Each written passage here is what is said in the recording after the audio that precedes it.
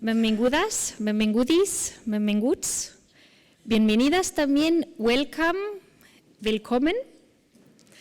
En la nostra xerrada d'avui, que és sobre decreixement ecofeminista o austeritat imposada, amb el subtítol que li hem donat les propostes de transició necessiten els feminismes per imaginar futurs més justos. Jo soc la Nicola Scherer, de l'Observatori del Deute en la Globalització. Faré la facilitació i moderació d'aquesta taula. Només 2 punts al principi. Ja heu vist que tenim els pinganius darrere. Si necessiteu fer les traduccions, la xerrada serà en català i en anglès. I també ara us espera com una hora més de debat i de diàleg.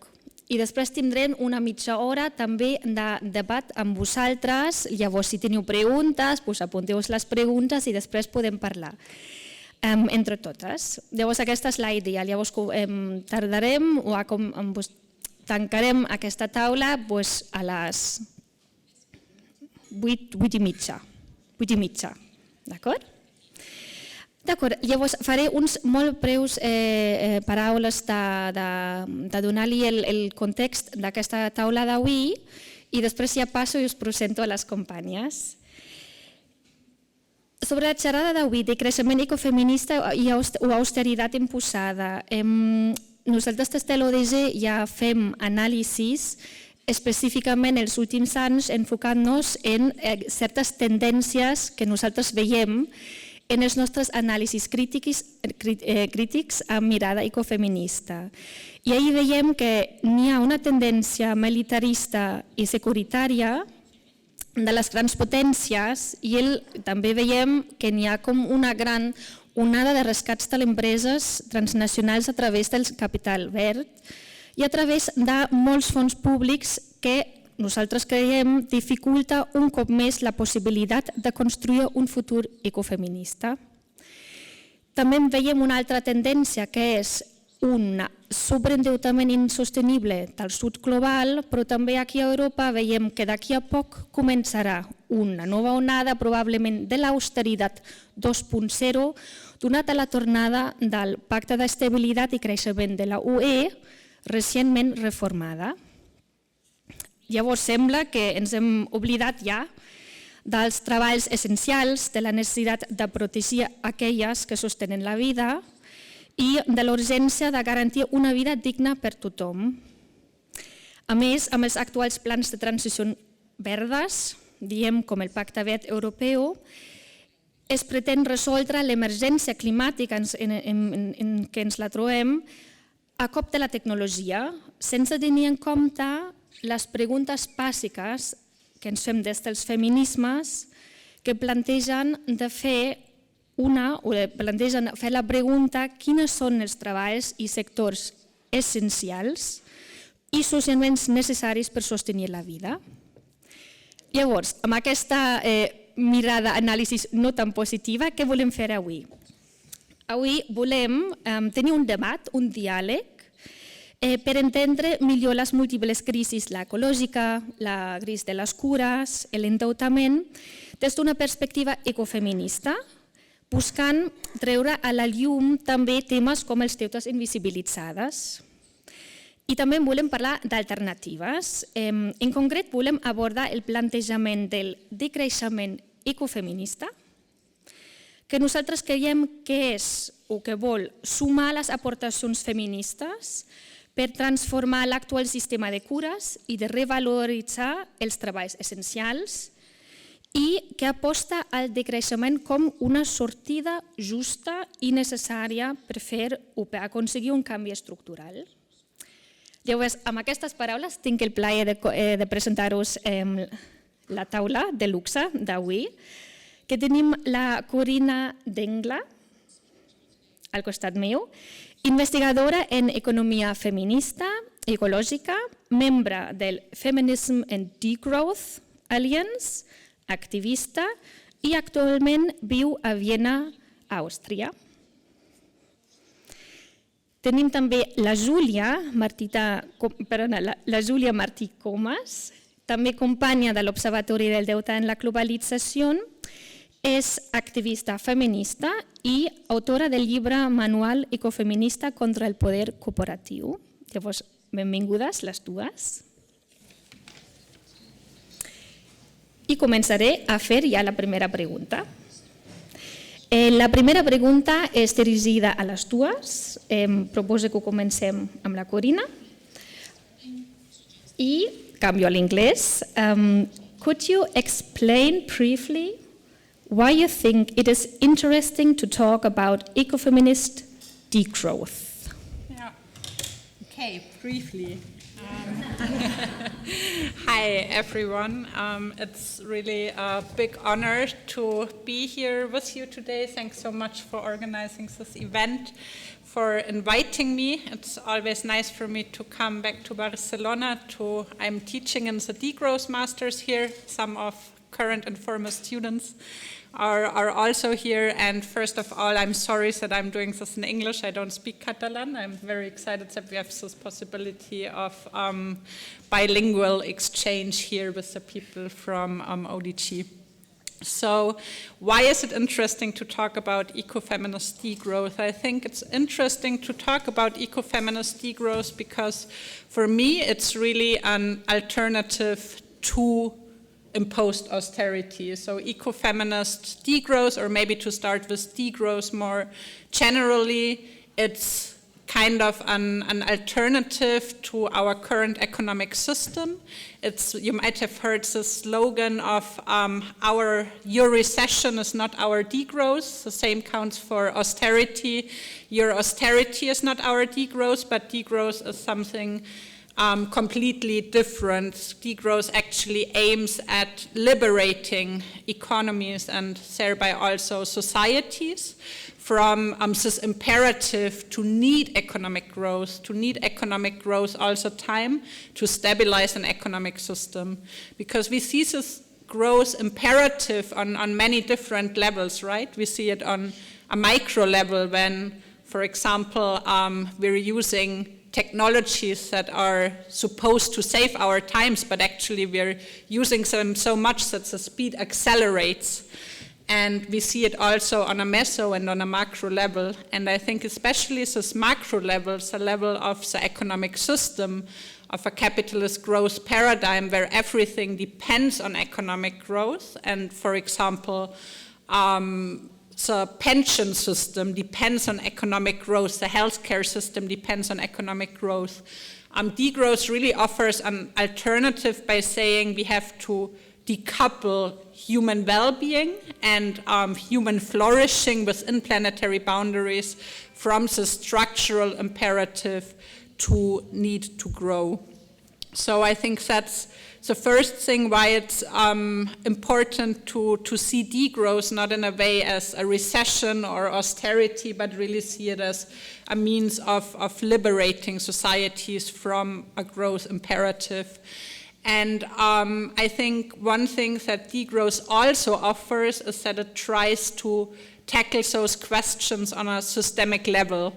So degrowth is not only about, or not primarily about, questions of sufficiency, of behavior change, of buying more green or whatsoever. I mean, one can always say that it's good to try to make your theory your practice and also start with behavior, but the outlook is much more systemic. So it's really about system change, it's about changing an economic system and about visions for post-capitalism in which we wouldn't have anything like imposed austerity. So I've been active myself in discussions on degrowth for I think about 10 years now, and the topic I devoted myself to is a lot those feminist perspectives on degrowth. So I did my PhD on what degrowth learns from the feminist critique of science, economics, and growth, because I had the feeling, and also a lot of other people at the time in degrowth debates had the feeling that feminisms were kind of, in the beginning of degrowth discussions, feminisms were kind of an afterthought. So it's this, yeah, there's this transformatory emancipatory discourse, of course, we are also feminist. And I think in a society which is so fundamentally shaped by patriarchy as ours, being also feminist is never enough, because before you even realize, gender relations are unequal, gender relations are omnipresent, and before you even realize, you reproduce them. So I think it's really about pushing to make feminist perspectives something which are an integral part, so to say, of degrowth, rather than something which is then seen as an add-on. And I think there is such a rich body of literature, but also rich activist traditions, because I think it's important to remind ourselves that both feminisms and also environmentalisms are like theory only second. They were practices first, and they were activism first, and I think there's such a rich body of theory and practice that degrowth can draw upon for more ecofeminist degrowth horizons, and it has done so quite a lot in the last years. So, for example, the Feminisms and Degrowth Alliance, as a quite informal network, has been established at the 2016 Degrowth Conference in Budapest, where a lot of people came together and saying, like, no, there's such a rich legacy of feminist, eco-feminist degrowth work. We need to push for exactly those perspectives in order to make degrowth more feminist. And we see, because like the event is called Imposed Austerity or Ecofeminist Degrowth, or ecofeminist degrowth and post-austerity. So we see that austerity is highly gendered as well, right? So very often debt crises, like just as the debt crisis that we now see large parts of the majority world trapped in since COVID-19 also, we see that both the origins but also the effects are highly gendered. And I think to really counteract those perspectives on imposed austerity, we not only need degrowth, but we really also need to talk more about those ecofeminist perspectives on degrowth. And that's why I'm very happy to be here today and have this conversation with Júlia also, who maybe wants to add on. Okay. Thank you very much. So the question goes to Júlia. Per què és interessant parlar del decreixement ecofeminista? Bueno, en primer lloc, abans de respondre a la pregunta, li volia agrair moltíssim a la Corinna que ens hagi fet un lloc a la seva agenda, perquè ve de donar una altra classe i agraïm molt l'esforç, i la veritat és que ha sigut un plaer poder comptar amb ella i veure sobretot que té tant èxit, no? I que és un tema de tant interès. Així que també agrair-vos a tots i totes vosaltres que hagueu vingut. I també un altre previ, dir que justament des de l'Observatori del Deute en la Globalització portem bastant temps treballant sobre les propostes de transició ecofeminista, però és just ara que estem començant a incorporar també la perspectiva del decreixement. Llavors, el d'avui seria segurament com un punt de partida. Estem aquí preparades amb les llibretes i amb ganes també de poder seguir-ho treballant, tant amb la Corinna com també amb la gent que estigui interessada a seguir compartint espais de debat amb nosaltres. Per tant, el d'avui seran algunes pinzellades de cap on veiem que s'obre el camí d'aquesta possible col·laboració o integració entre aquestes dues perspectives.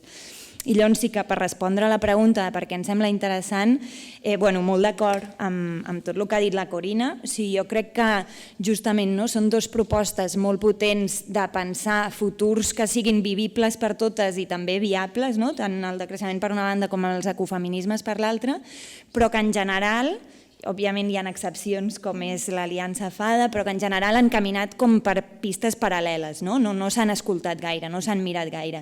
I creiem que és necessari que es mirin perquè pot ser molt potent aquest diàleg, però també perquè si no podem caure en contradiccions. una proposta decreixentista que no tingui en compte tot el que els ecofeminismes i els feminismes han estat plantejant fins ara pot caure en algunes contradiccions i al revés també. Alguns exemples d'això. Podem pensar, per exemple, polítiques de reducció de la demanda, de gestió de la demanda i dels consums que siguin cegues al gènere i que, per tant, tornin a posar sobre les espatlles de les dones o de les persones que s'han encarregat tradicionalment de les cures aquesta gestió de la vida amb una reducció de consums. Pensem, per exemple, en el debat que hi va haver aquí quan va canviar el tema de les tarifes horàries, que deien, bueno, posarem les rentadores, i el debat que va tenir això també en els entorns feministes, per exemple. Hem de tenir en compte també aquests debats quan pensem aquestes polítiques. Però també dins del feminisme hem de començar a incorporar tot el que planteja tant el decreixement com els ecologismes. I també ens serveix, dins de la disputa interna que tenim en els feminismes, en contra d'uns feminismes que segueixen pensant l'empoderament feminista només com trencar els sostres de vidre i que segueixen equiparant l'empoderament en una lògica que segueix sent basada en les lògiques consumistes i del creixement. Per tant, si no integrem aquestes dues mirades, seguirem caient en aquestes contradiccions. I llavors, crec que hi ha molt potencial d'aquest contagi. Per una banda, si contagiem de decreixement els feminismes, sempre penso més en uns feminismes de base o uns feminismes més des d'una lògica anticapitalista o de classe, òbviament no aquestes que pensen en l'empoderament com neoliberal. Crec que pot ser interessant també perquè ens permetrà superar aquest marc de reclamar drets dins d'un marc de creixement capitalista, ho deia una mica la Corinna, de superar aquesta idea de que el que necessitem és més serveis públics però dins d'una lògica de l'estat del benestar que al final acaba depenent només de que hi hagi un creixement i per tant es pugui dedicar més diners als serveis públics, però que mai parla de realment repartir el pastís, que el pastís no pot seguir creixent i per tant el que hem de fer és repartir-lo millor i llavors hem de parlar d'una redistribució radical que tingui en compte que perquè hi hagi una garantia de drets per tothom també hi ha d'haver una reducció de privilegis i hem de tocar els privilegis i això hi ha un feminisme que no vol incomodar, que li costa posar-ho sobre la taula i per tant des d'un feminisme decreixentista ho hem de parlar i òbviament també en contra dels feminismes que ja són neoliberals directament, que segueixen pensant en aquesta lògica del goteig, en anglès li diuen el trickle down, crec, que és com que si l'economia va bé, si creixem i si de cop les dones poden incorporar-se més en el mercat de treball i a sobre en les posicions de direcció de les grans empreses i a més, ja ens anirà bé a les dones i el feminisme ja haurà guanyat. Però òbviament ni una sortida neoliberal ni una sortida dins dels marcs de la socialdemocràcia ens serveixen en aquests moments perquè el que necessitem justament és limitar-nos als límits del planeta i per tant repartir de forma radical. I per l'altra banda, jo no vinc tant del decreixement i per tant potser ja puc dir coses que en veritat ja s'estan fent, però sí que una mica des de fora hi ha una cosa que em preocupa, he d'anar acabant, oi?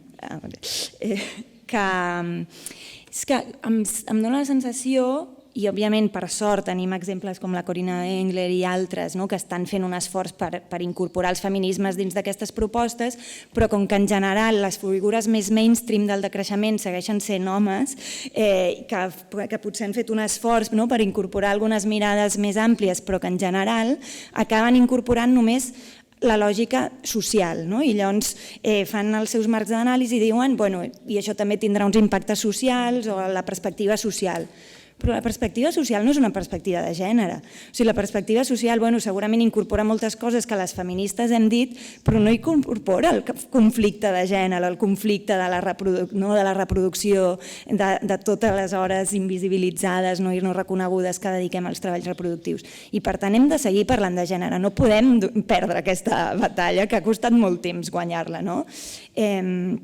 I per tant crec que és fonamental, i això ja ho deia la Corinna abans, per una banda, que seguim parlant del gènere, que seguim fent anàlisis que tinguin en compte els impactes diferenciats per gènere, que les nostres propostes no siguin cegues a això, però no només, o sigui, tampoc és una qüestió d'afegir dones i barrejar i veure què passa. També és canviar la mirada de forma integral i incorporar aquesta mirada dels feminismes, que a més s'integra molt bé amb la mirada ecològica, perquè al final quan parlem dels treballs reproductius, quan parlem de tot el que sosté el sistema capitalista invisibilitzat, que al final són els treballs reproductius però també és els serveis ecosistèmics, també és la naturalesa i a més, al final estem parlant de lògiques molt semblants i molt comunes.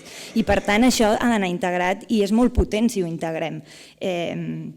Alguns exemples que després segurament podem seguir treballant més, comentant més del que pot sorgir en aquesta integració. Per exemple, quan pensem des dels feminismes estratègies de reconeixement d'aquests treballs reproductius que no sempre han de passar per la monetització, que no sempre han de passar perquè siguin pagats, potser estem plantejant temes que tenen a veure amb la gestió dels temps, que al final també són propostes de decreixement, treure-li temps a la producció, per exemple. O quan parlem, per exemple, de les emergències, quan parlem que hi ha una emergència, quan parlem que hem de condonar els danys causats per l'emergència climàtica, pel canvi climàtic.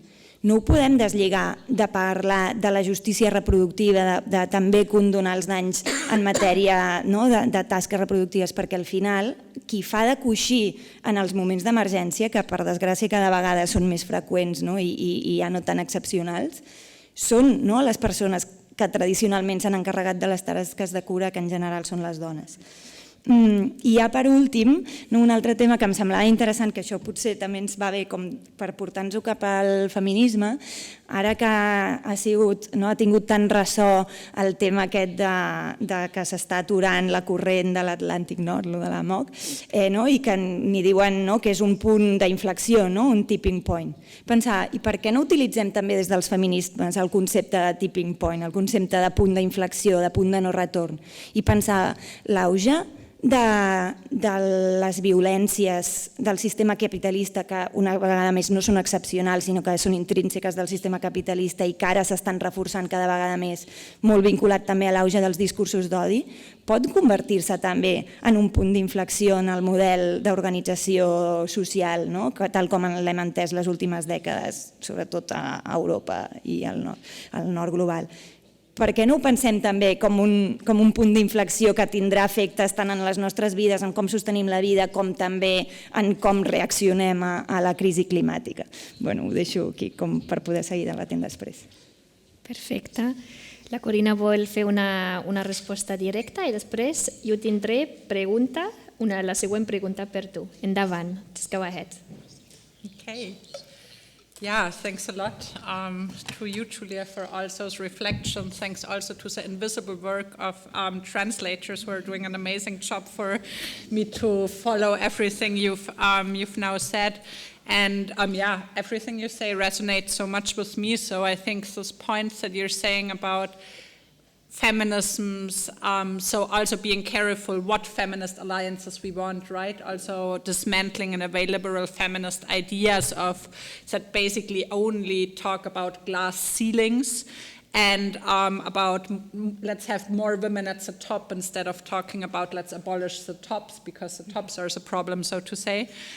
So I think this is really important, and I think degrowth actually is feminist movements. It seeks alliance to are very much eco-feminist movements, post-colonial feminist movements.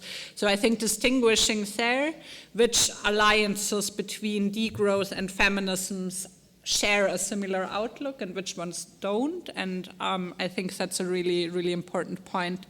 And I totally share your concerns that within debates very often, and it's the same for degrowth. So I would say that in degrowth there are a lot of people who actually work on integrating feminisms, on integrating topics of intersectionality, of decoloniality into debates. But then what you see from the outside often, like when you see who's getting professorships, like you do see gender biases, you do see intersectional biases, which is partly owed to degrowth, or not really so much at all. It's more neoliberal academia and the way things are produced and reproduced, and those internalized mechanisms of exclusions that I want to also talk about later, how basically, for example, feminist contributions have long been structurally invisibilized or structurally forgotten. And then you always need to keep reminding people, but hey, look, and so I think it's unfortunately the work that as feminists we've done and many have done for many decades or even centuries. And for me, really, the hope is that it's a quite collective effort within degrowth to try to make it a topic that is not only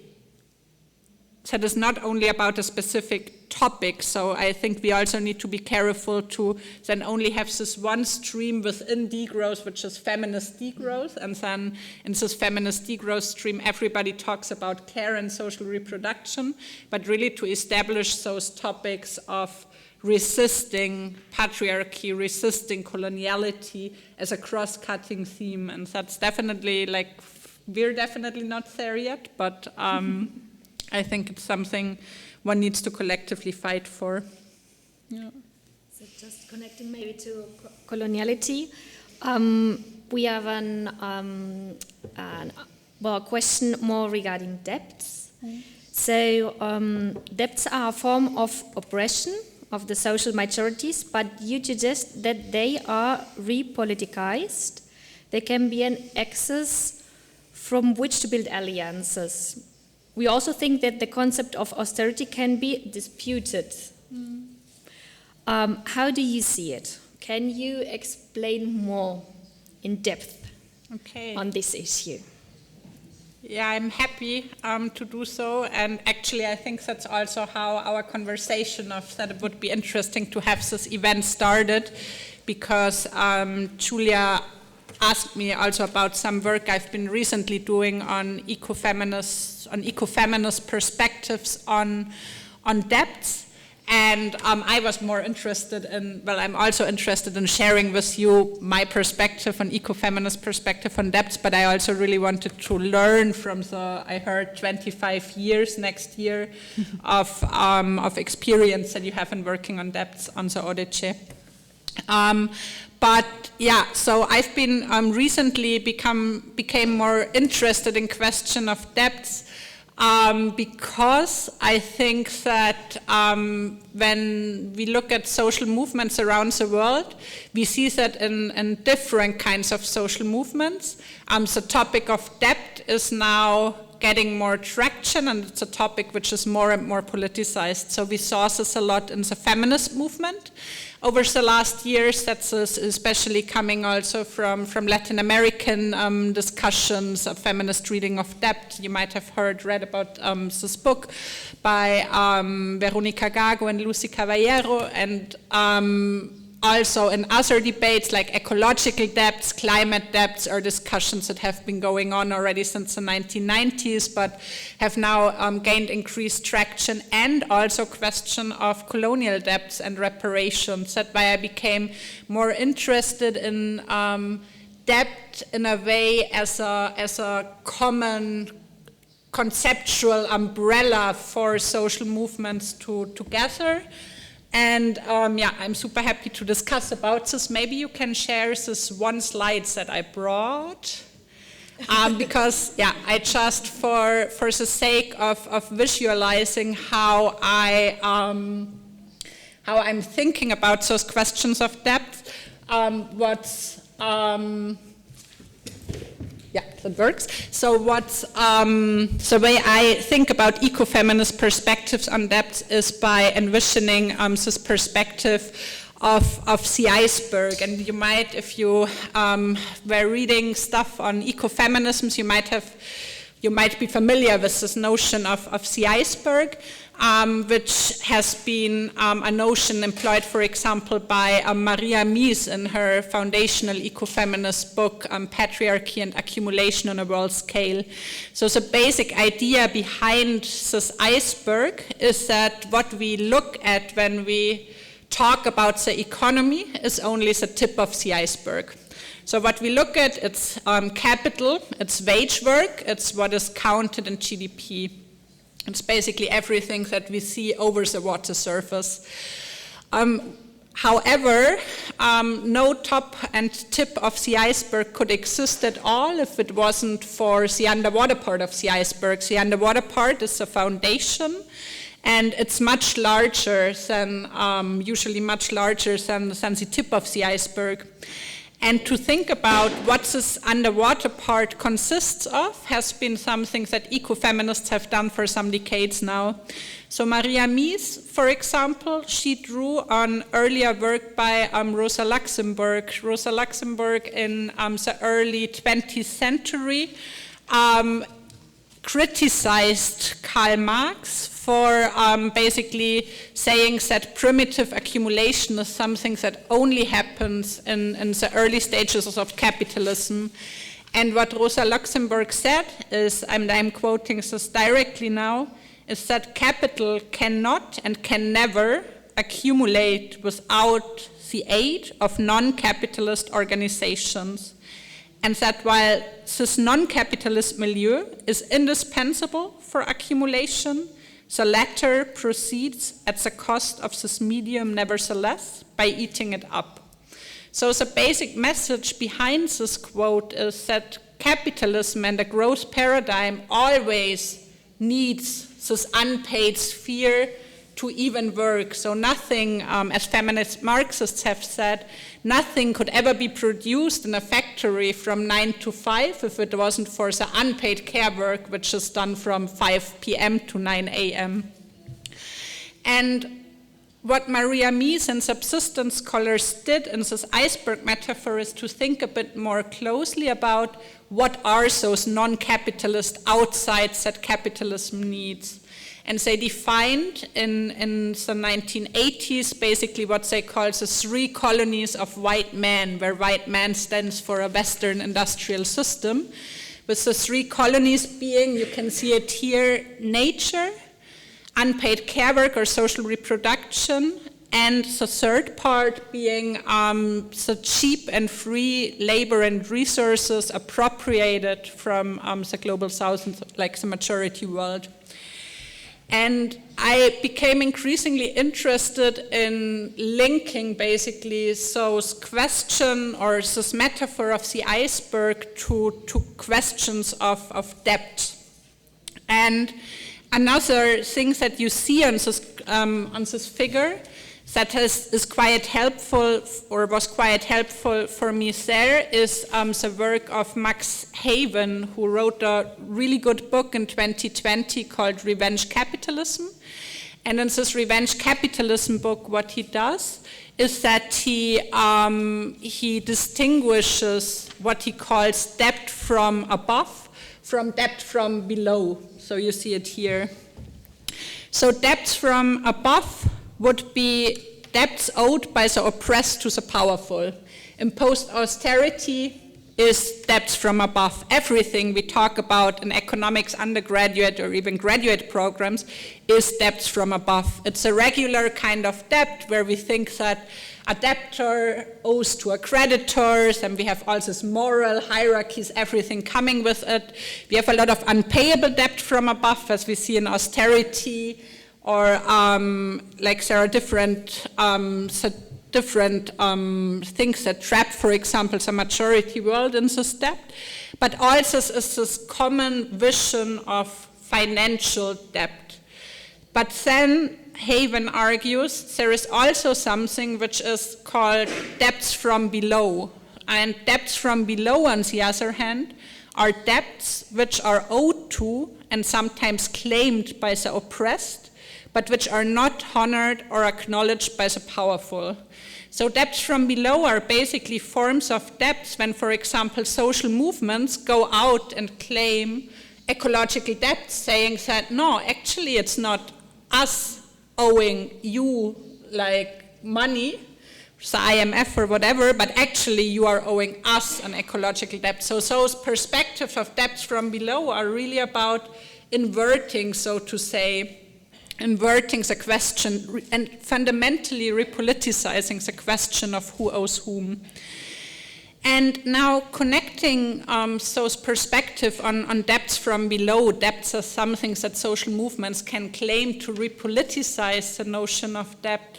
Relating this to the iceberg metaphor, I think we can see that there are three debates which are both ongoing in social movements and civil society organizations and also in academia on three different colonies, so to say. The one on nature, which is discussions on ecological debts, the other one on colonial debts, and the third one on social reproductive debts.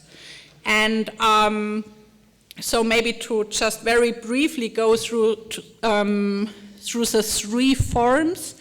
On the one hand, ecological debts is a discussion that emerged from the 1990s onwards, mostly in the context of social movements and civil society organizations, such as very important there is the NGO Acción Ecológica in Ecuador, in Quito, and spread really to now also, we've heard a lot of countries from the majority world to claim ecological debts at the COPs, for example.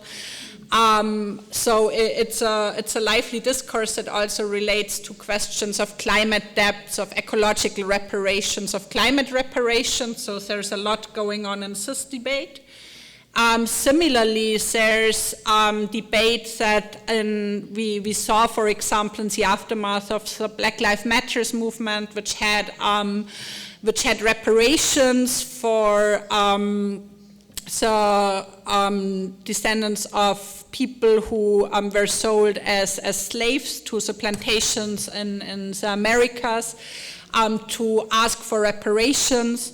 And to reframe those as basically owing them a debt. And Rocio Zambrana, a scholar from Puerto Rico, she talked about colonial debts in the case of the debt crisis in Puerto Rico, also suggesting that this notion of colonial debts can in a way, again, invert very much the question of who owes whom.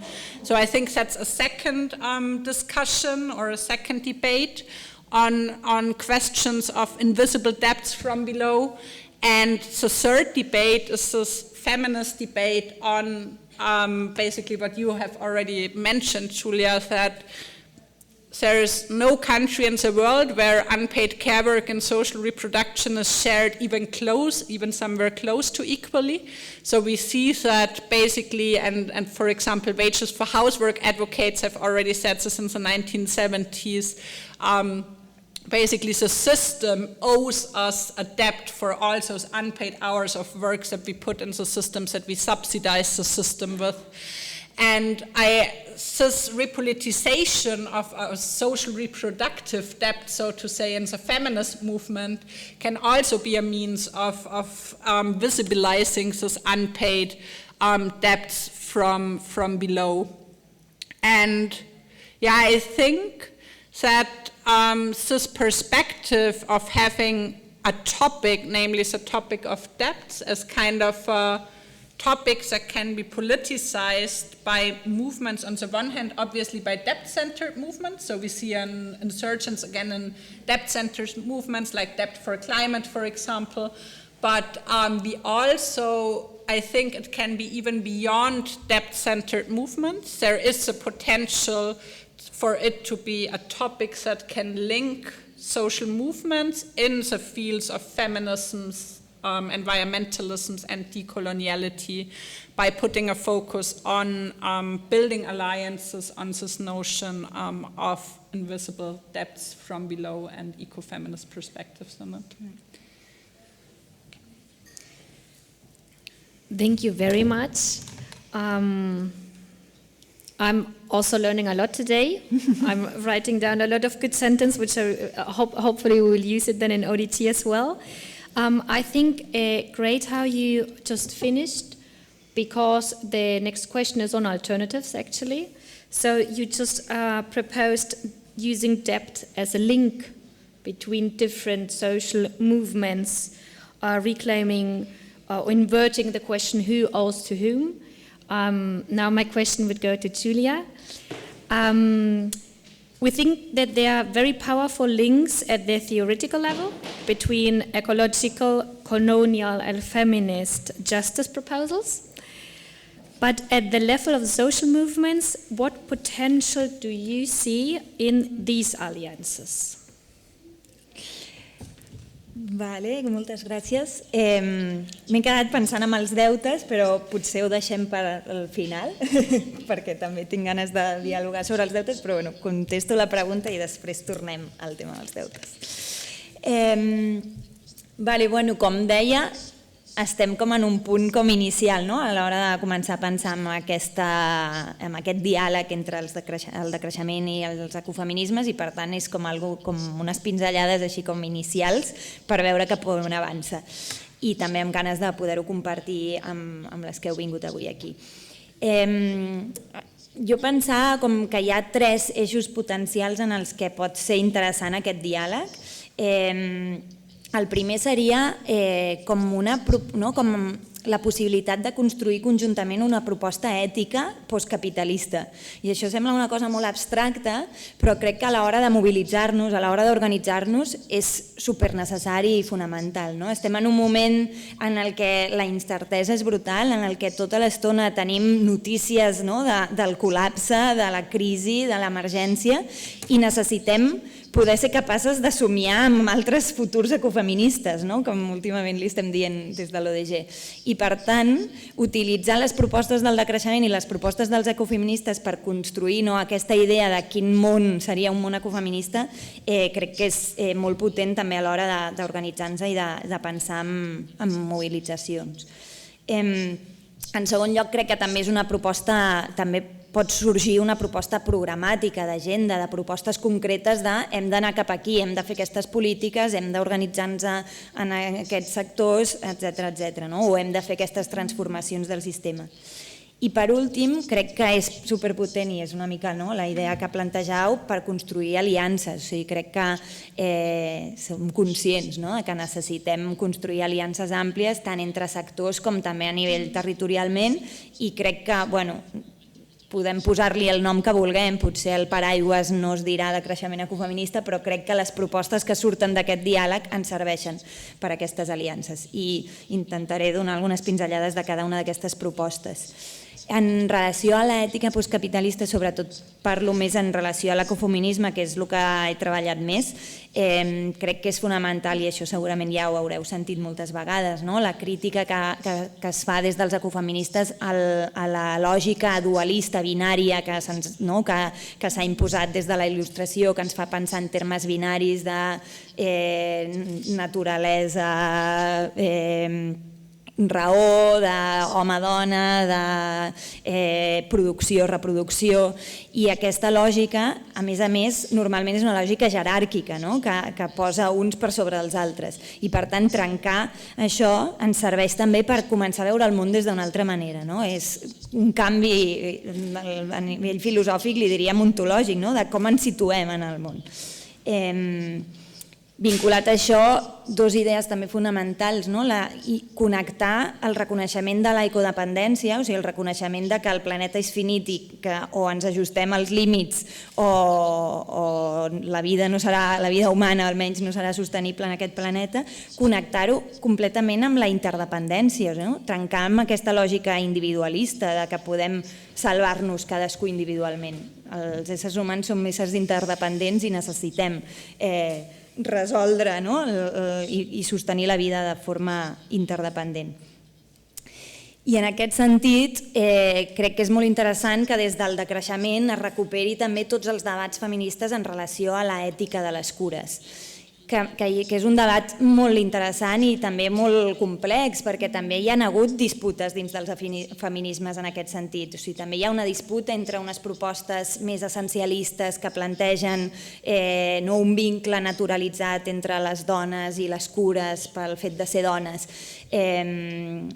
però des d'una crítica, o des d'uns feminismes crítics amb això, des d'uns feminismes que podríem dir més constructivistes, també és important recuperar la idea de la valorització de les cures. O sigui, que encara que reconeixem que no pel fet de ser dones hem d'estar predestinades a les cures, o sigui, que encara que reconeixem que no és una construcció, que no és algo natural, sinó que és construït pel propi sistema, això no ens ha de fer negar la importància de les tasques reproductives i la demanda de que es reconeguin i de que es posin en el centre. I jo crec que tot aquest debat és superinteressant per recuperar-lo. I en aquest sentit, des dels feminismes parlem molt de la corresponsabilitat, de com corresponsabilitzem tant dins de les llars com a nivell de la societat, com a nivell comunitari, de totes aquestes tasques de cura. Però crec que és interessant recuperar també una idea que ve més dels ecofeminismes i sobretot també dels feminismes comunitaris, més vinculats als feminismes o a vegades fins i tot no es reconeixen ni feministes, però les propostes més dels pobles originaris, que és la idea de la reciprocitat, que crec que també des dels feminismes és molt potent que la utilitzem. La idea aquesta de que tot és un vincle, que el que tu dones et torna, i això també ens serveix per pensar els vincles amb la naturalesa, i la idea de que la nostra petjada a la naturalesa també ha de ser recíproca amb el que la naturalesa ens dona. I crec que pot ser útil tant per pensar aquests vincles entre éssers humans com entre els humans i el territori que ens sosté. I per últim, dins d'aquest marc de l'ètica, crec que és molt potent la idea de la desobediència a aquesta normalitat capitalista. I la idea de la desobediència és una cosa que en relació als deutes s'ha plantejat molt.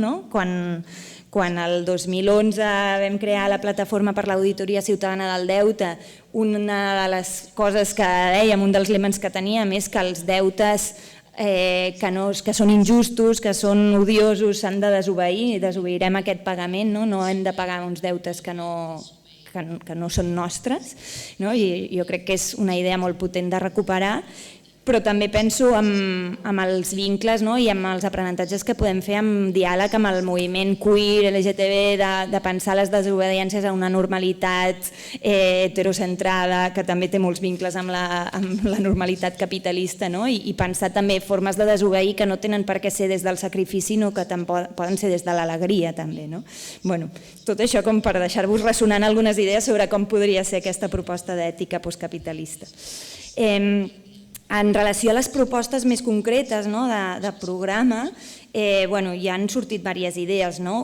Una idea que crec que és molt important és pensar que les propostes, el que deia abans la Corinna, que el creixement i les emissions d'efecte hivernacle no es poden desacoplar. Això alguns ho diuen i ho repeteixen molt, però sabem que és fals. Sabem que els que ens diuen que s'estan desacoplant a Europa estan comptant malament. Les emissions no estan comptant totes les emissions reals que estem emetent a Europa. Però, en canvi, el benestar o una vida bona, si no volem dir-ne benestar, que a vegades està una mica pervertit aquesta paraula, sí que es pot desacoplar del decreixement. I les propostes ecofeministes en general no necessiten del creixement, o de fet fins i tot poden operar com a frens d'aquest creixement. Si redistribuïm els temps, si reduïm els temps per la producció i així podem tenir més temps per cuidar, estarem frenant el creixement capitalista, per exemple. Si aconseguim garantir que tothom tingui accés a unes necessitats bàsiques, des d'una perspectiva de suficiència, òbviament, d'ajust als límits planetaris, però si aconseguim garantir que tothom tingui accés a aquestes necessitats, que no sempre ha de ser des d'una via monetària, perquè pot ser també garantint que tenim un parc d'habitatge públic realment que pugui suportar totes les necessitats d'habitatge, o garantint un accés mínim a l'aigua necessària, per exemple. podrem també sortir del xantatge de la renta, del xantatge dels deutes. Això és una cosa que ens deia la pastora Filigrana en una entrevista que li vam fer pel podcast de l'ODG fa un temps, no sé si la coneixeu la pastora, però us la recomano molt. I ella parlava d'això, de com ella, que ha fet tota la memòria de les lluites del poble gitano, deia el xantatge de la renta, al final, és un dels pilars també d'aquest sistema capitalista i creixentista, perquè al final és el que ens fa treballar en feines que no són útils, que no produeixen res necessari per la vida i que en canvi en el moment en el que ens serveixen per sostenir la nostra vida prenen un sentit, però en veritat no tenen sentit. I el mateix amb el deute, si poguéssim tenir garantit aquestes necessitats bàsiques no ens hauríem d'endeutar i quan ens endeutem al final estem fent un pacte amb el creixement perquè haurem de pagar uns interessos, els interessos estan també en la base de la necessitat del creixement. M'estic enrotllant. Només com 2 idees més que crec que són interessants. Una seria tota la idea de la democratització i la descentralització, que també hi ha propostes o idees feministes molt interessants per pensar una democratització real. Una altra seria, i això potser quan parlem, si tornem a parlar de deutes abans de tancar, podem parlar més d'això, com pensem també propostes de reparació dels deutes, però també de reparació de les violències. I aquí volia fer un parèntesi perquè justament avui, 20 de febrer, es compleixen 5 anys de l'assassinat de Samir Flores a Mèxic, que lluitava contra un projecte, contra un megaprojecte en el que participaven 3 empreses espanyoles, Enagas, Elecnor i Abengoa. I crec que també és interessant que quan pensem en propostes de creixement o de justícia climàtica feminista també pensem en com reparem aquestes violències. I un exemple de com podríem reparar aquestes violències és la proposta que estem fent des de la FEDE, d'un centre d'empreses i drets humans, que permetiria fer un seguiment i fer un control de les empreses que operen a Catalunya. I llavors podríem dir-li a Enagas, que té una planta aquí al Port de Barcelona, com que operes aquí, som responsables també del que estàs fent a altres països i tindríem recursos públics a través d'aquest centre que s'està debatent ara al Parlament per poder investigar. Tanco parèntesi. L'últim punt que crec que també és interessant quan pensem en propostes feministes i crec que pren molt sentit ara i sobretot amb el que deia la Nicola al principi d'aquestes tendències militaristes que estem veient, és evident ara amb un genocidi en curs. Crec que també és superpotent totes les concepcions feministes de la seguretat, d'una seguretat que no passa per exèrcits ni per forces armades, sinó que passa per tenir una seguretat de que tens la teva vida, la sostenibilitat de la vida garantida. I crec que això també és una proposta molt decreixentista perquè ens permetria acabar amb tots els exèrcits. Ja m'he allargat molt, només volia tancar. Crec que també és una proposta que podria ser mobilitzadora en el sentit de teixir aliances i crec que aquí, des del moviment feminista, podem aportar molt en el sentit de la capacitat que ha tingut el moviment feminista d'ampliar permanentment el subjecte, o sigui, que sempre ha sigut un subjecte en tensió, òbviament amb moltes contradiccions, conflictes i tot, però que hem après a incorporar, o no incorporar, a fer permeable i a fins i tot treure'ns del centre i a entrar en tensió quan des dels mons rurals o del sud o dels antiracismes s'ha plantejat aquest subjecte no ens inclou a totes, hem de tirar-lo pels aires i reconstruir-lo de nou. I crec que això per construir aliances ens porta molts aprenentatges. I per últim, crec que també un aprenentatge que tenim de l'últim cicle de vagues feministes és la capacitat de tenir un moviment global amb ressonàncies globals, però també molt quotidià, molt arrelat a cada barri, a cada comunitat, a cada vida quotidiana, a cada escola. I crec que això també és una cosa que ens pot servir per transmetre en els moviments decreixentistes de com podem construir aquestes aliances. Pues muchísimas gracias. I will leave you now the possibility to react on each other, because you said you would like to react also on what Corinna had said, and also if you want to ask a question to one or the other, so please feel invited. And then if you feel okay, then I will pass the round to the people participating. Yeah, thanks. It's all been so rich, so many things to dive into, to discuss more.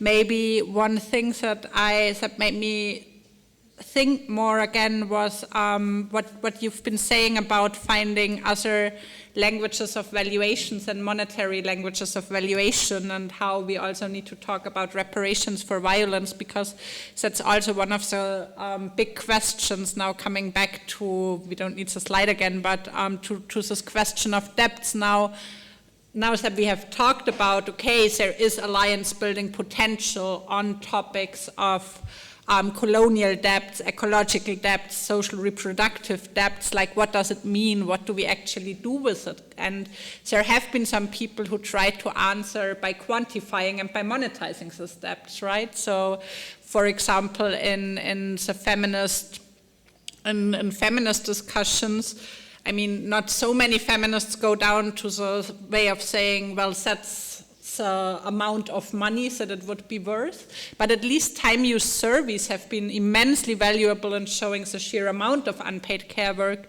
The same with ecological or with colonial debts. There has been attempts to quantify ecological debts, to quantify and monetize colonial debts, and I think it's something that it's useful work, because numbers often have a shock value. So sometimes you hear this number and you're like, oh wow, this number proves to me now that actually it's not the global north giving development aid to the global south, but actually it's the other way around. Like Europe and the legacy of the European welfare states are based on colonialism.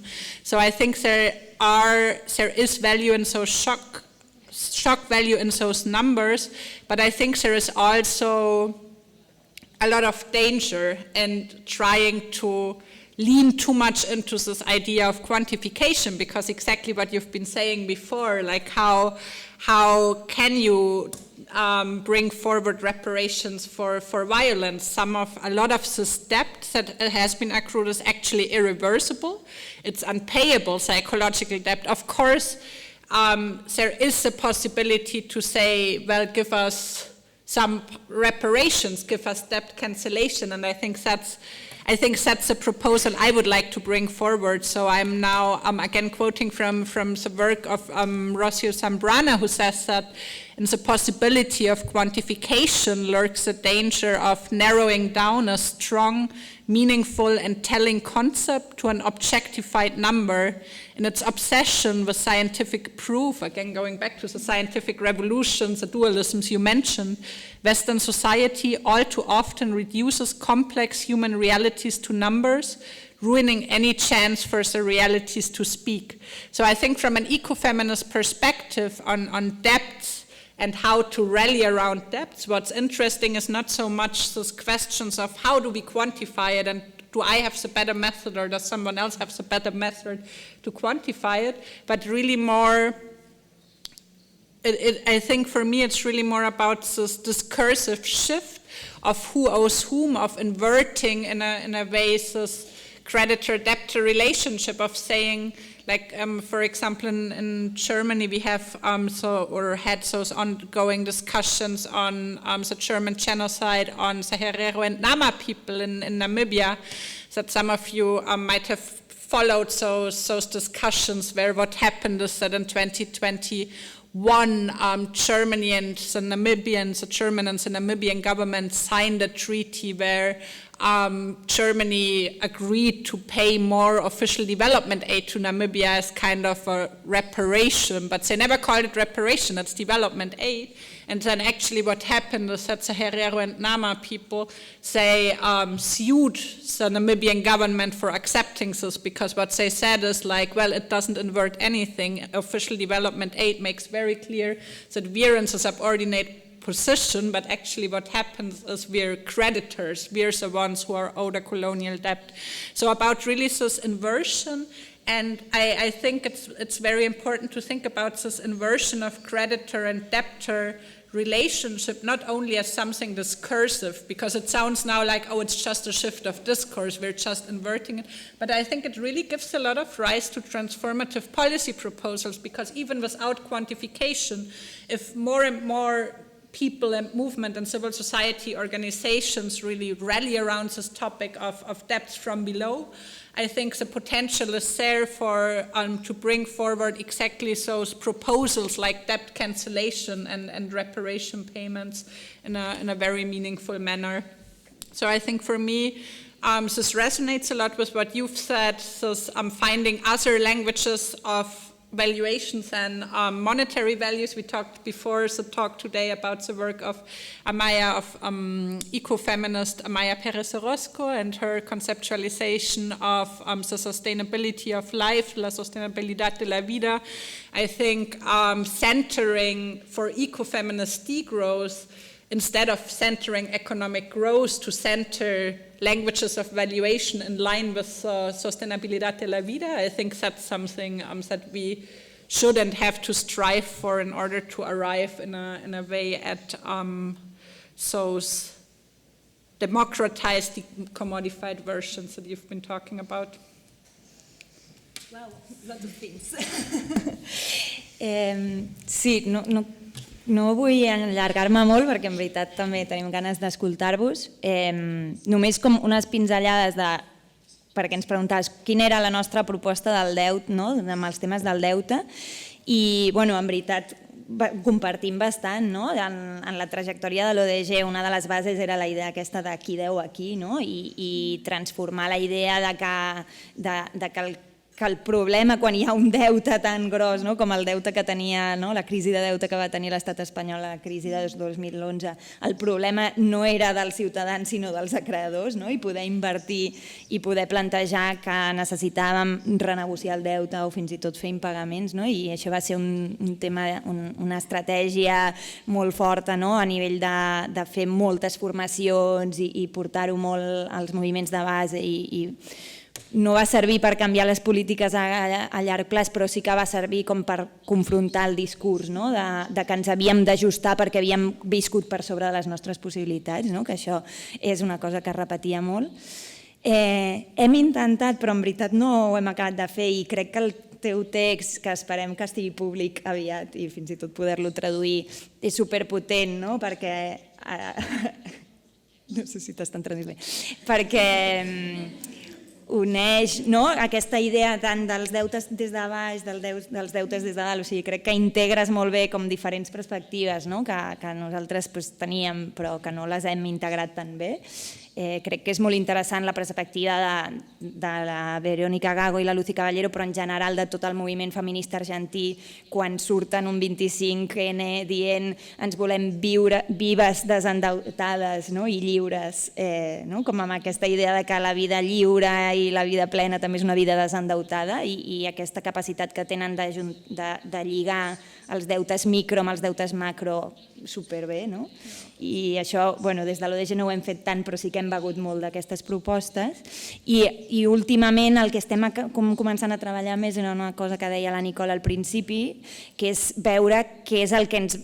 seguir fent vincles amb tots els moviments a nivell internacional contra els deutes a nivell del sud global, però també a nivell de la Unió Europea estem molt pendents d'aquest pacte que torna a posar-se en vigor, que segurament significarà nous plans d'austeritat en els pròxims mesos, anys, i que a més, com deia la Nicola, li diem austeritat 2.0 perquè té dues característiques, que és que en principi s'estableixen excepcions en termes d'endeutament per armament i per transició verda.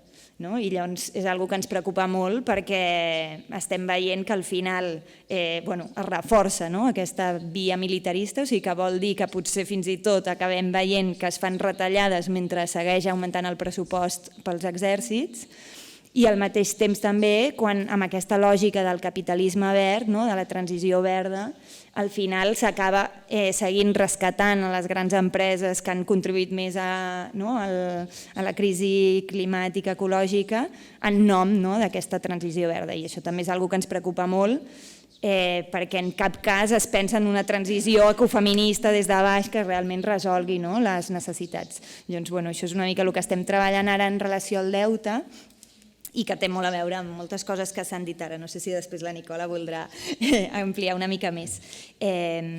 Sí, crec que... No, i l'altra cosa que volia dir sobre el tema aquest, de com es valora els treballs invisibilitzats o aquests deutes, i sobretot en relació als treballs de cures de la reproducció, crec que és un debat superinteressant i que no tenim resolt, i crec que en algun lloc et vaig llegir que deies que era interessant pensar en estratègies que trenquin aquesta frontera entre lo visible i lo invisible, com fem més permeable aquesta frontera, que és una cosa que també des de les feministes llatinoamericanes porten temps treballant, la idea de trencar amb la divisió entre lo productiu i lo reproductiu.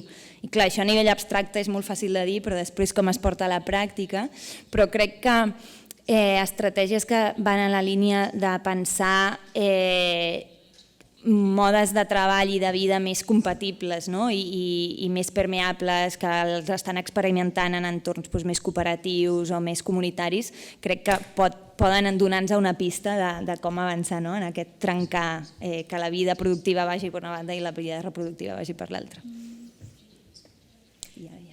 Vale, pues moltíssimes gràcies. Jo proposo ara, obro el floor, mira, ara ja faig barreja de català i anglès, I open the floor. Per vosaltres, primer també moltíssimes gràcies per la concentració i l'atenció, que a aquestes hores al vespre ja comença a ser difícil, així moltíssimes gràcies. Ha sigut tal com havíem pensat una horeta de diàleg. Llavors, ara tenim, perfecte, faig una proposta de que recollim 3 preguntes, etc. La Marta passarà el micro, llavors és molt important que parleu al micro perquè les traductores puguin fer la traducció bé. Podeu fer preguntes directes o també reflexions. Només si feu reflexions, sisplau, amb respecte a l'espai, de no extendre-us molt en el temps, d'acord? D'anar al punt, però les reflexions també estan benvingudes. Deixo així un moment, a veure, tenim 1, 2, 3. Comencem darrere, 1, 2, 3 i després aquí també i 4. Perfecte, 1, 2, 3 i 4. Ok, 4 preguntes. I després farem una segona ronda. Llavors agafem aquestes 4, fem resposta i després obrim una segona ronda. Endavant.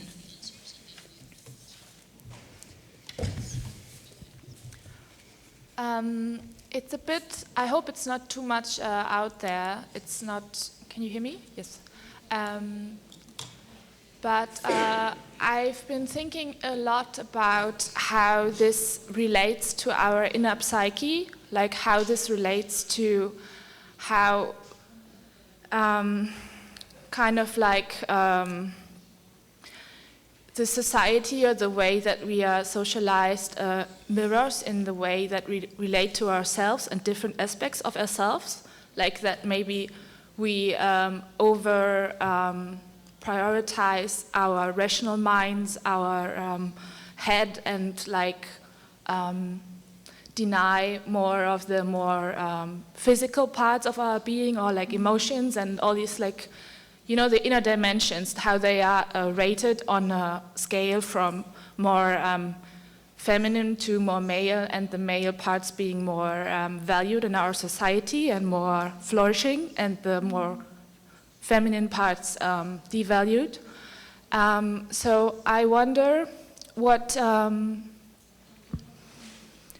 you think about how we can relate these theories that you're working on to how we relate to ourselves, and also on the same note, if you want to work in an ecofeminist, with an ecofeminist perspective, but you don't want to go into academia, because I feel very much that it is very patriarchal, or I feel very, amputated somehow when I'm like in this university. I don't know. So, do you have other ideas of what can be done practically that is not so much just focused on the theoretical part, or maybe like a more embodied? I don't know. I have so many questions. I'm trying to put it into one. So, alrighty. Just your thoughts from both of you, or whoever wants to say something about it. Thank you. Thank you. Could you pass the microphone to, who was it here? Wasn't there some hand in this area? No? Okay, then let's go here, and here we have two, there's three.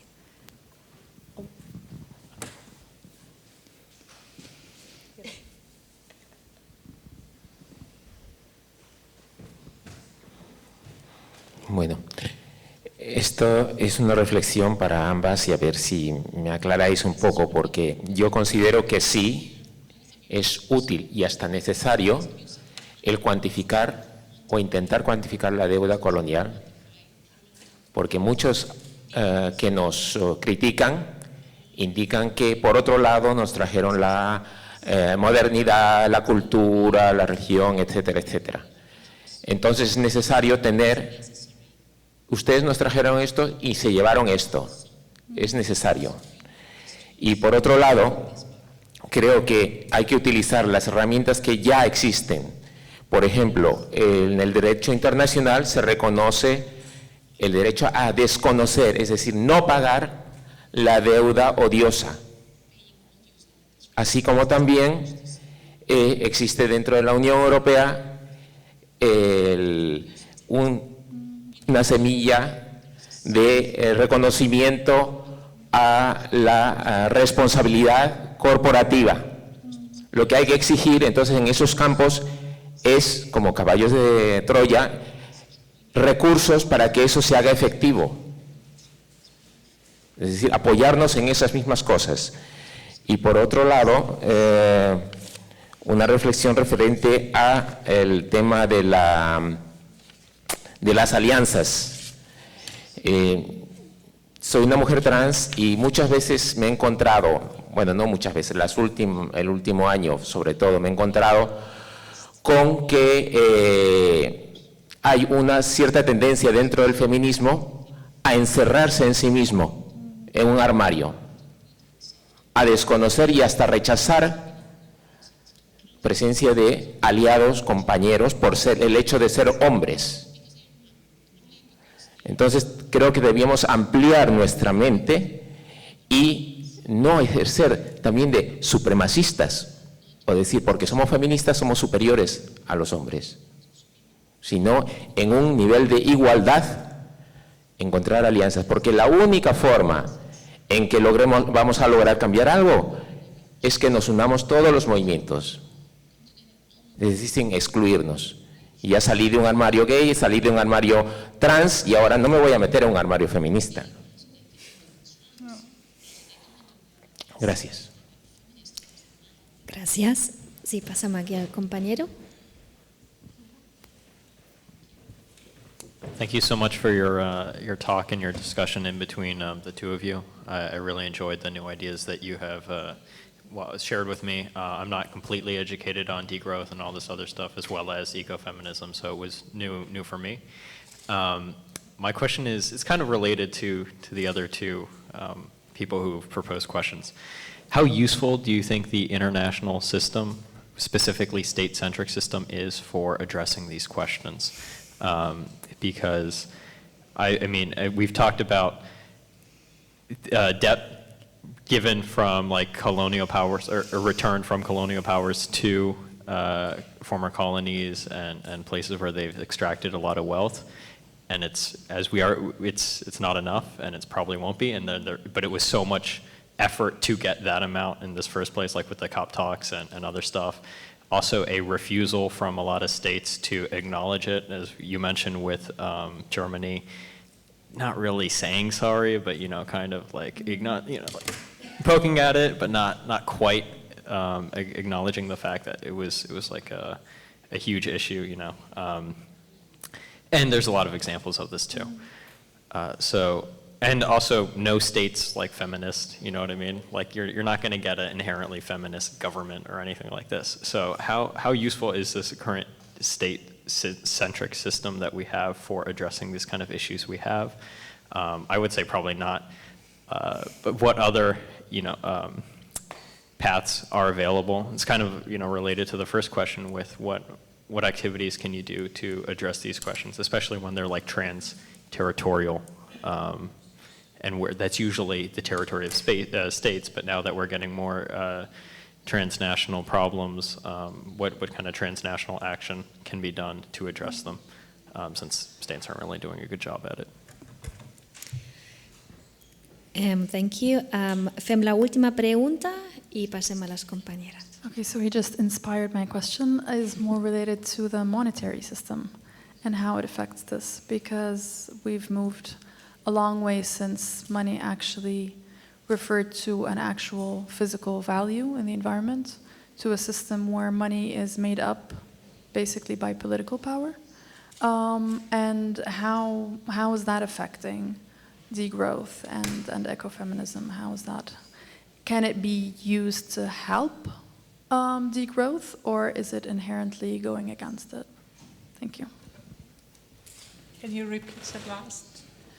So is the monetary system as it works now something that can be used to, you know, can be utilized to help degrowth, or is it inherently against it and there's no way to work with it? Thank you. Intentaré respondre, però no sé si podré respondre a totes. Sobre la primera pregunta, no, de com ens, bueno, si l'he entès bé, no, de com ens afecta més personalment, no? Crec que tenim un repte, no, dins del, i penso més ara des de la lògica dels moviments socials, que és des de la que construeixo més o des de la que penso més, i tenim un repte perquè necessitem, no, o hem necessitat molt sortir del marc individualista, no, i fins i tot criticar-lo, i sobretot quan fem propostes ecofeministes també, no, poder allunyar-nos molt i criticar molt aquesta idea, no, de que pots fer canvis tu en la teva vida i ja estaràs resolent aquest sistema. No? Jo crec que la Corinna començava, no, dient això, que és un tema estructural, i crec que a més hi ha és pervers, no? Perquè per una banda ni amb canvis personals només resoldrem això, ni tampoc ens podem només responsabilitzar, no? O posar sota les nostres espatlles la responsabilitat de l'emergència. No sé, ara segurament podem posar l'exemple pràctic de la sequera.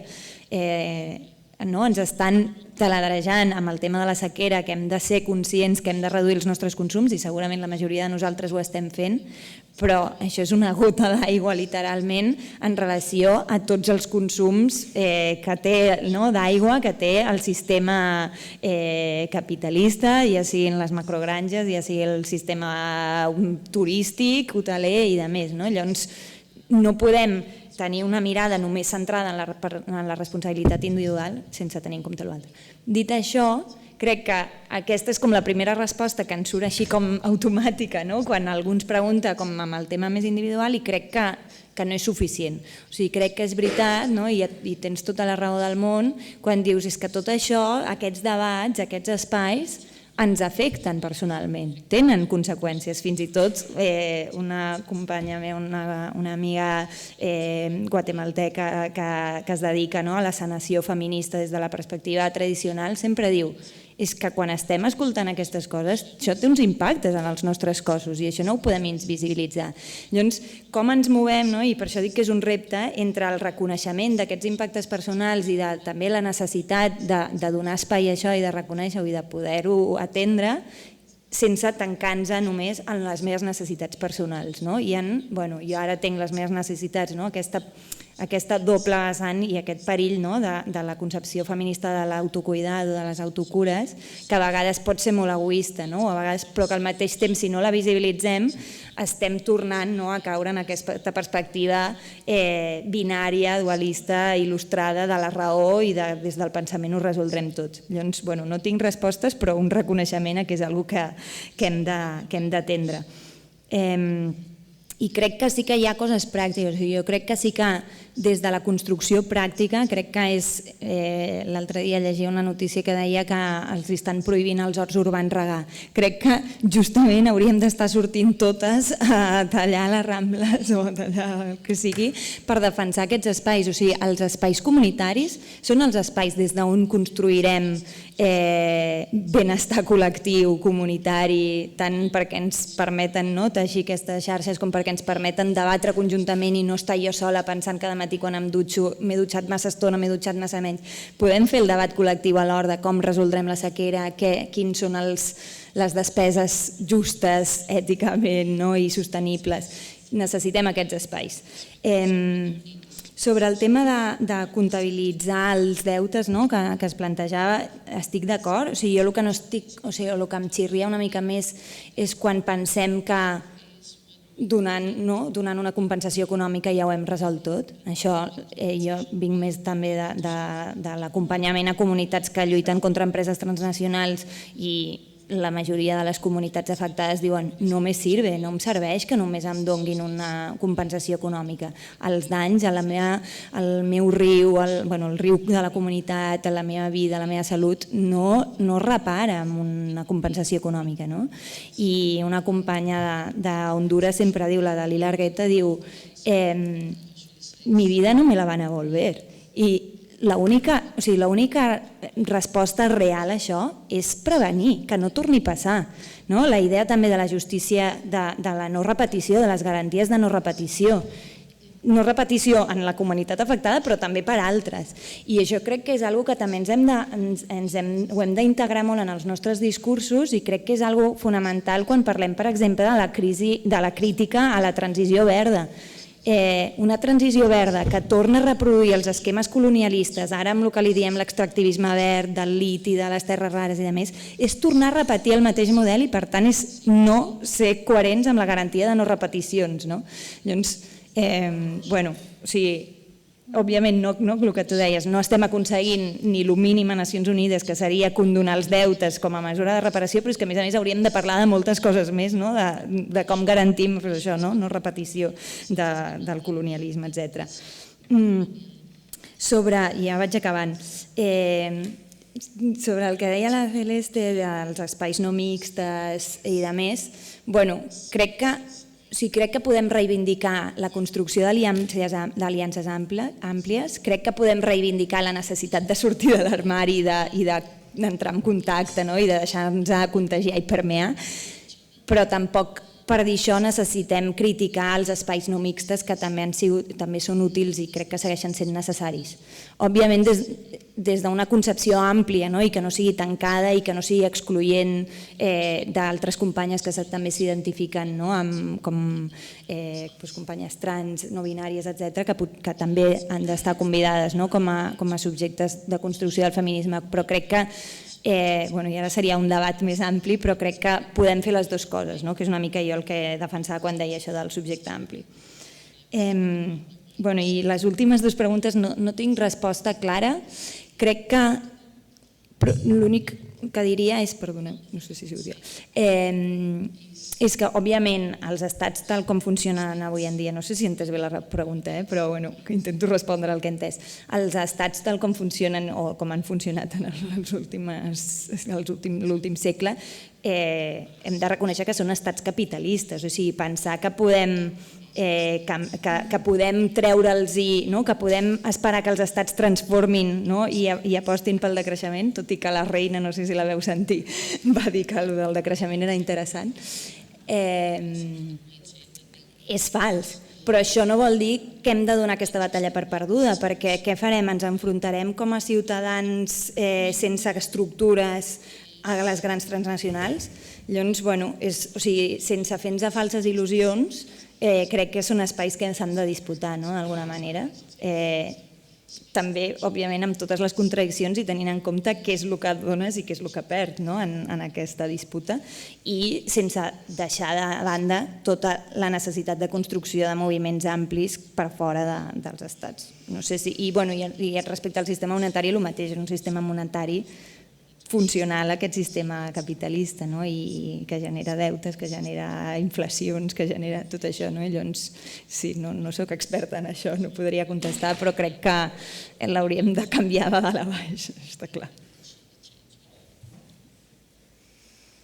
Thanks so much. I think Júlia has already answered a lot of things. I'll now start with the last questions because I can add to what Júlia has said about obviously if we look at the current political system, state-centric system, capitalist nation states, but also the international monetary system, they are means of oppression and not the means that really offer transformative solutions that go beyond a boundary. And I think that actually what you mentioned about the odious debt and the legal doctrine around the odious debt, I think it's a very good example for it, because this legal doctrine of odious debt per se, like it states that debts are odious if they were issued without people's consent, if they are not benefiting the people, and if the creditor countries are aware or should have been aware of this fact. So basically, colonial debts would be a perfect example of odious debts. I've been reading a lot into this case of the independence debt, so-called, of Haiti, which paid 122 years of debt service to France for basically having the only successful slave revolution in history. So this would be the most odious debt of all, but the way that the political and monetary system nowadays works is that this legal doctrine of odious debt almost exclusively is used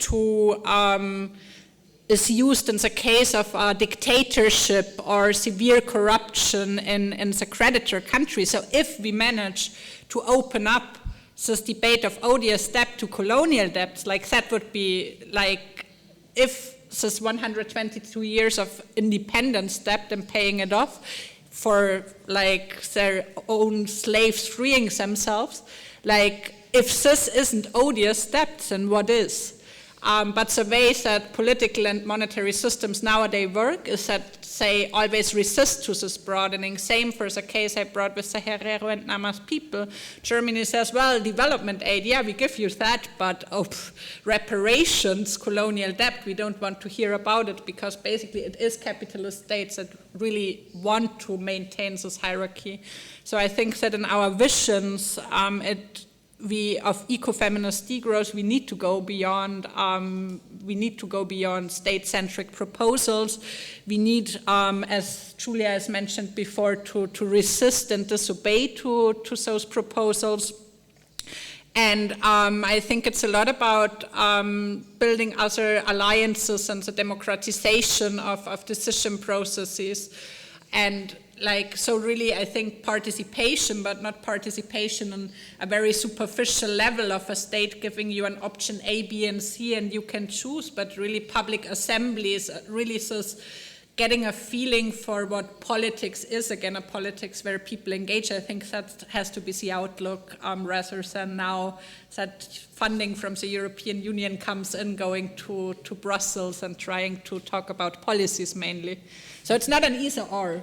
But one can use spaces that there are, and sometimes one can use, for example, a window of opportunity to ask for a policy proposal to be implemented that then helps on a degrowth transition. So in a way, having a strategic understanding of when to use the state, but I think it can never be the actor behind it. So I think the actors have to be the social movements if degrowth aims to be in any way transformative and keeps this notion.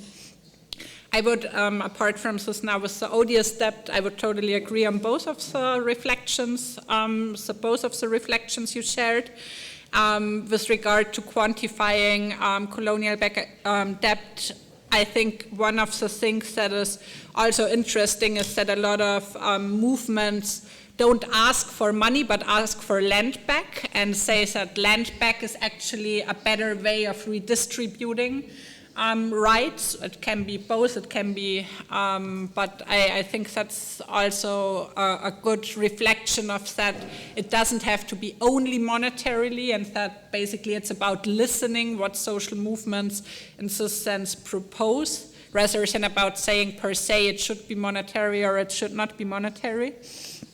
And coming back to your question, I think how does it relate, how does ecofeminist degrowth relate also to what we need to unlearn ourselves? I think it's a lot, right? So I'm just sharing from an ecofeminist degrowth meetings that we had with like 80 comrades in Lund 2 or 3 years back.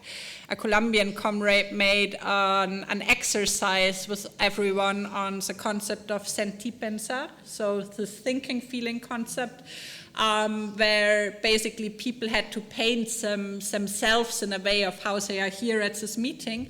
And the majority of people had a huge head. So a huge head, a small body, so realizing that how much we have embraced ourselves certain values by being socialized into a patriarchal society for all our lives. And that's actually a very interesting concept, I think, in ecofeminism. So it's a concept of embodiment, this concept of saying that if you're socialized into a certain society all your life, basically, if you ever want to unlearn patriarchy completely, you will probably spend the rest of the life unlearning, and this doesn't matter your gender, but it's a lifelong process. And in this sense, I think we must be careful not to work on ecofeminist transformations only on one level, which could be the individual unlearning, and you said self-care often is also something that is used in a very neoliberal sense. Audre Lorde has also said self-care, if politicized, is an act of political warfare. So I think it is important to also focus on this reflection, on those unlearning processes, but at the same time to link it to the structural, to link it to this element of there is no reason for trying to unlearn everything on your own if society doesn't change. So I think in the end it's really about the connection of those two things. Oh. Thank you very much. So regarding the time, I would now give again the floor to you for the last round of questions, and then we will go back and finish. So, who wants to ask next question, comments, reflections? Okay, one. Bueno, la haré en español porque me expresaré mejor, pero si se la podéis traducir. Bueno, desde mi punto de vista creo que el consumo del norte global tiene dos pilares, que son el petróleo, ¿no? y unas sociedades del sur global que están a su servicio, ¿no? Estas, la mayoría son altamente patriarcales, donde las niñas normalmente no pueden acceder a educación superior, son casadas muy jóvenes, etcétera, etcétera. Y bueno, pasan a integrarse a una mano de obra al servicio del consumo del norte global. Ahora, con la Asamblea Payesa y todo lo que ha ocurrido recientemente, se ha hablado, ¿no?, de la necesidad de prohibir la exportación de países con políticas medioambientales muy laxas en torno, bueno, a los alimentos, ¿no? Y la pregunta es, bueno, que podemos, ¿no?, trasladar esto a la protección social, y me gustaría saber qué opinaría sobre políticas que limitaran la exportación de países donde los derechos de las mujeres no están suficientemente protegidos. Todo esto lo comento porque recientemente estuve analizando digamos un índice que es el índice de brecha de género, y tiene una correlación paralela completamente sobre la mayoría de las importaciones que se hacen, por ejemplo, a Europa, que vienen de los países donde hay más brecha de género. Bangladesh, India, etc. Gracias. Tenemos otra pregunta aquí.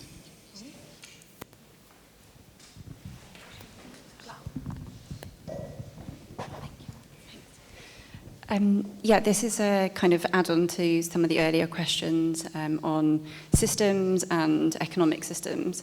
And I'm just wondering whether or not you have any thoughts on the political ideology that best houses degrowth and anti-capitalism. I don't know whether or not you hinted at it when you were talking about comrades, but I just sort of, it just got me thinking, you know, what is that political ideology? Or does it not exist? Is it a fusion? And how, in your opinion, do we get to a different place? Is it reformist or is it revolutionary? Thank you. Una altra pregunta. A veure si algú s'anima.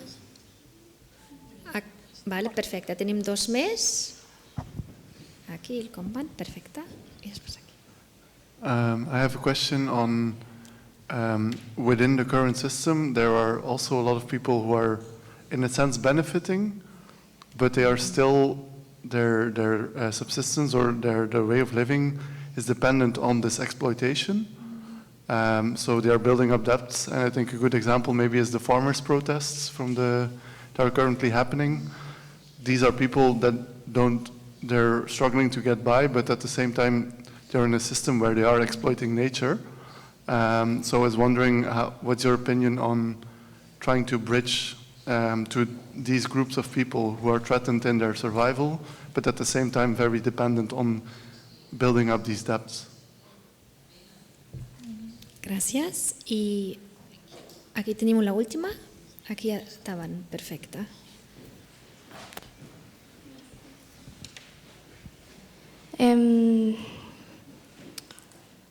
Es que estamos muy en la mente y a veces...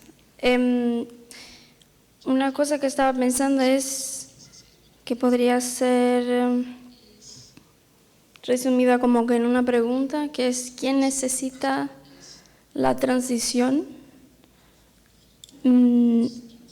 como transición y no como directamente pararlo todo? O sea, ¿quién necesita, no? Lo que los capitalistas, lo que llamamos de empresas, o nosotros. Y la otra cosa sería, pues, acerca de la separación, el mito de la separación de cabeza, mente y cuerpo, entrando en esta binariedad también. Y cómo nos separaran, ¿no? de lo que llamamos la naturaleza, como si tú no fueras. Y esto también se refleja en no tener memoria. Entonces, por no tener memoria, quizás por eso, pues, vamos a esta transición en lugar de pararlo todo, ¿no? Y a mí, yo no sabía este concepto land back. Yo entendí que land back significa pues devolver a la gente del territorio el territorio, ¿no? Vale. Esto sería como la respuesta para una pregunta, bueno, una de las respuestas para una pregunta que yo tenía, que era ¿qué haría con que los capitalistas parasen de, pues, perforar la tierra? Entonces esto quizás sería una de las respuestas. Y la otra quizás, pues, el punishment de money, sabiendo que tampoco es lo único y reparador, pero que les hace parar un poco. Gràcies. Passem sí, a Corinna i a Júlia. Com voleu fer? Okay. Sí? Okay. Okay, thanks for all the questions and reflections you had.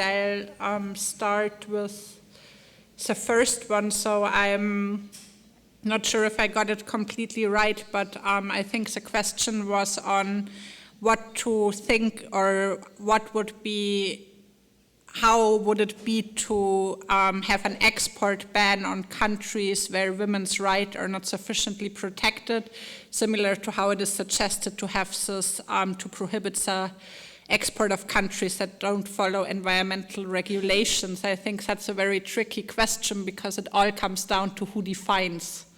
So it all comes down to, for example, now taking the idea of feminisms, like who is then defining what does it mean to respect women's rights sufficiently.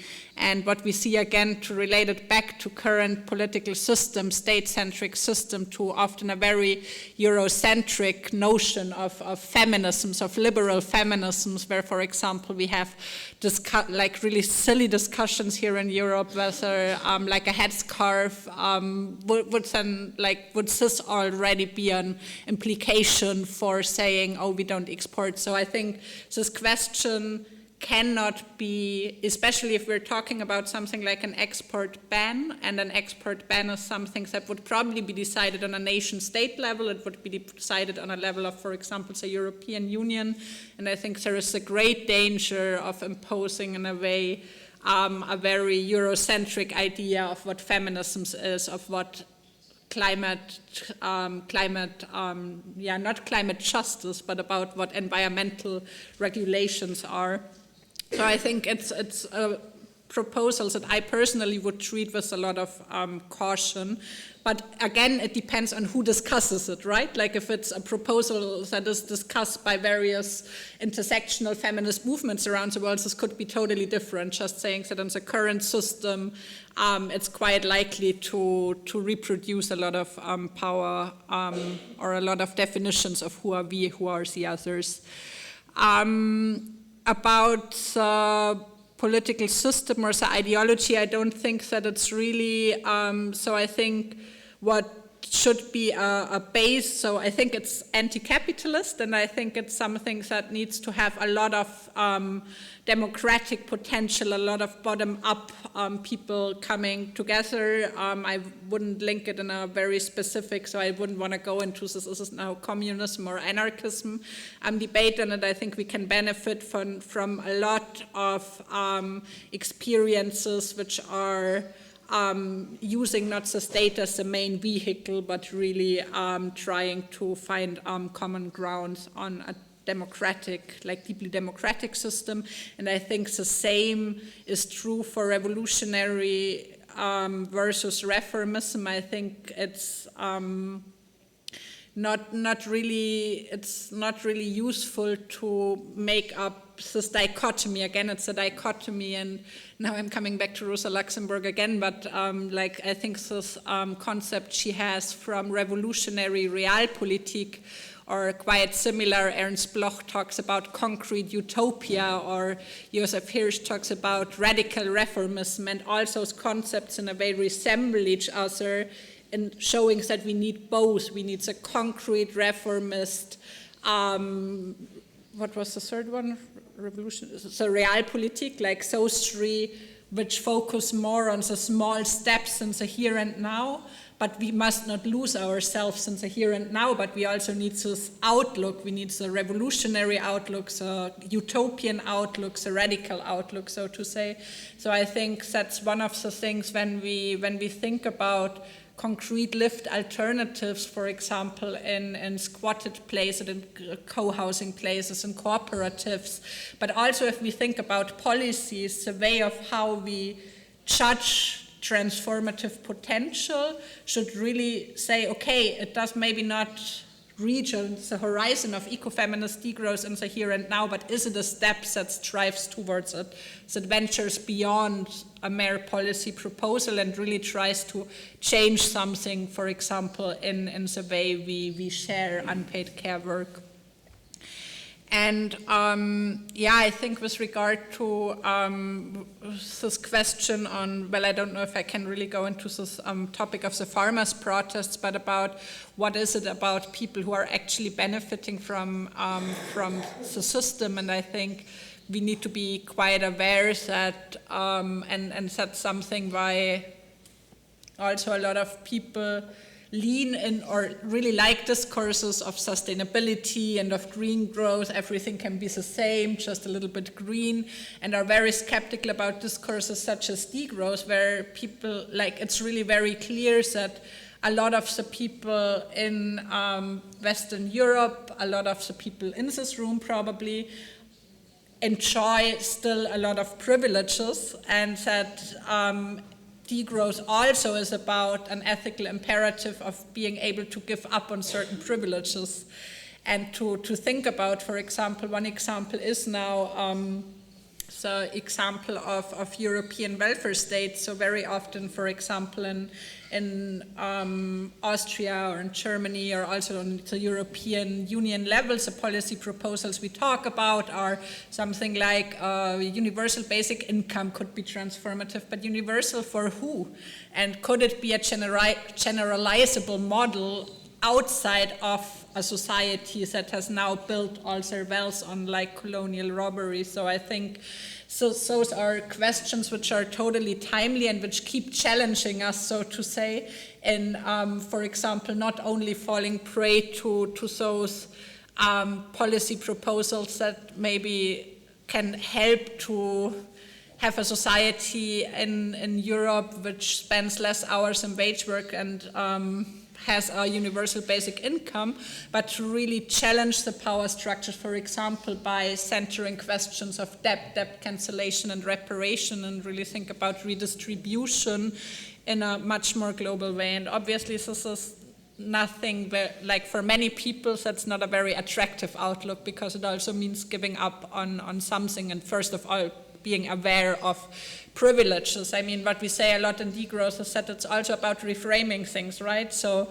giving up on one thing can open up to other things. So giving up on, for example, in a wage working time reduction perspective, giving up on extra income, those people who already have a lot of income, like, it can open up having more time, which many people would prefer more time for meaningful relations, being giving into or supporting means for reparations, even if it means, like, when I once presented those preliminary ideas on debts here to in an economics colloquium, there was this professor who was like, "Oh my God, you must hate Europe," and it's like that's not what it is about. Like, it's about having, in a way, trying to be in the system which is fundamentally unjust, to try to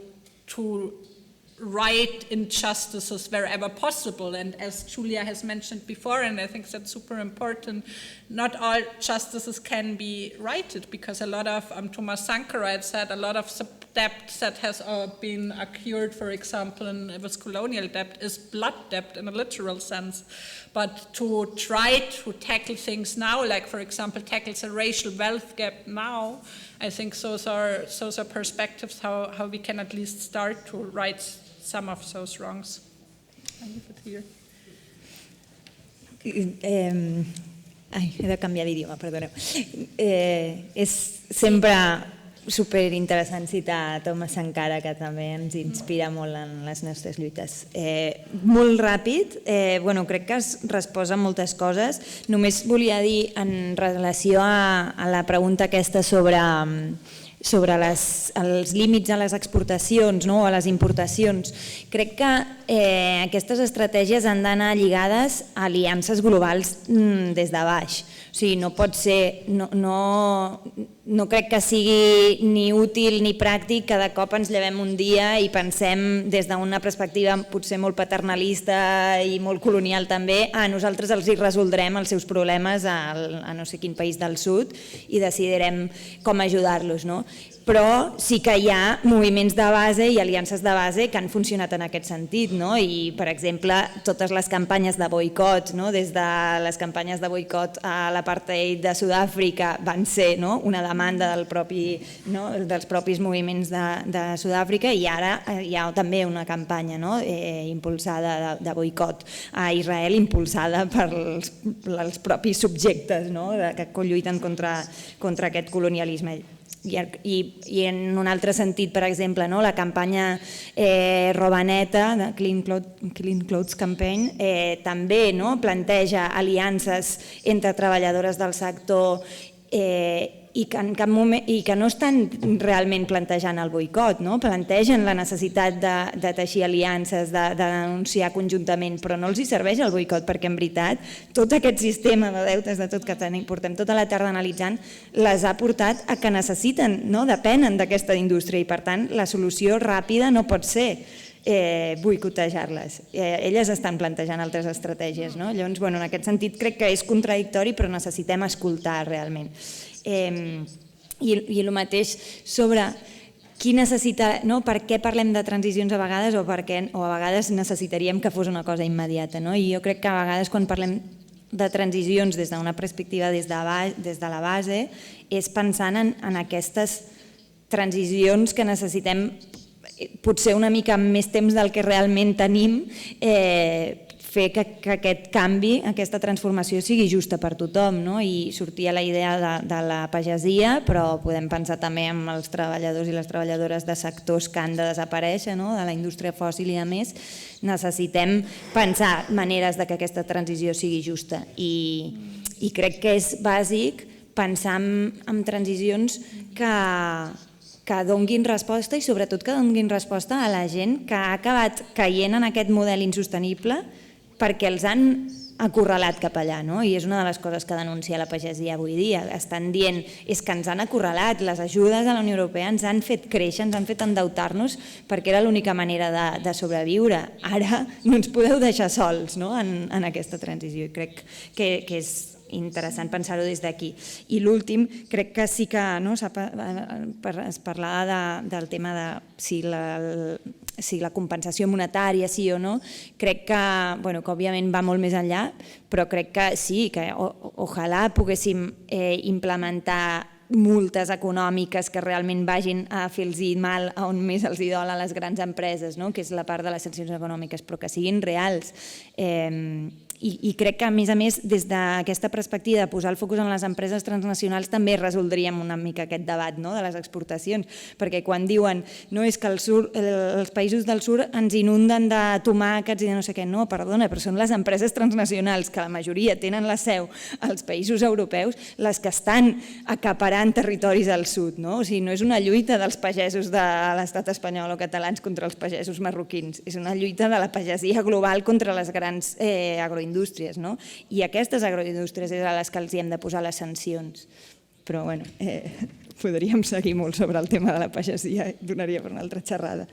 Merci per portar-ho, perquè crec que és interessant, no sé qui ha sigut. Vale.